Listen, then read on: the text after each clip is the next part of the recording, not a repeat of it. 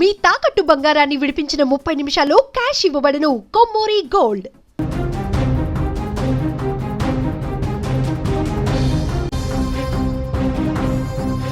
Pradeep Rawat alias భిక్షు Yadav. Balla position మారుతుందేమో కానీ mind position మారదు. సై సినిమాలో భిక్షు యాదవ్ చెప్పిన ఈ ఒక్క డైలాగ్ ఇప్పటికీ భయపెడుతుంది. ఆ సినిమాలో ఆ విలన్ యాక్టింగ్ చూస్తే ఒళ్ళంతా రోమాలు నిక్కబడుచుకోక తప్పదు. 2 సార్లు చంపనరా, ఒక్కసారి చంపితే మళ్ళీ లేవకూడదు. గజనీ చిత్రంతో దేశవ్యాప్తంగా ప్రతి ఒక్కరిని వణికించిన గంభీరమైన గొంతు. ఆ బెదిరించే కళ్ళు మూగబోయాయి. నటుడు అంటే కేవలం హీరో మాత్రమే కాదు, కథను మలుపు తిప్పే విలన్ కూడా అంతకంటే శక్తివంతంగా ఉండాలని నిరూపించిన మహానటుడు ప్రదీప్ రావత్ ఇక లేరు. కొంతకాలంగా క్యాన్సర్తో పోరాడుతున్న ఆయన మంగళవారం సాయంత్రం గుండెపోటుకు గురై తుది శ్వాస విడిచారు.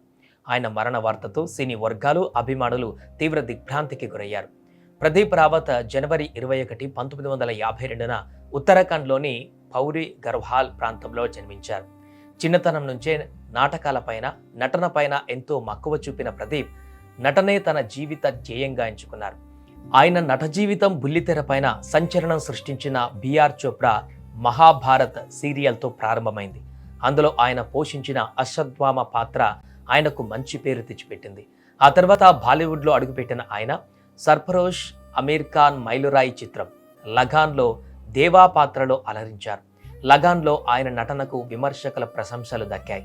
అయితే ఆయన ఉత్తరాఖండ్లో పుట్టి పెరిగిన వృత్తిరీత్యా ముంబైలో స్థిరపడ్డారు. ఆయనకు భార్య కళ్యాణి, కుమారుడు విక్రమాదిత్య ఉన్నారు.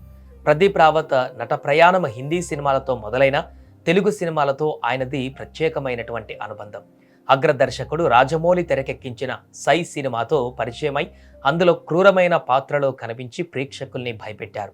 ఆ సినిమా మొదలు వరుసగా తెలుగులో అవకాశాల్ని దక్కించుకున్నారు.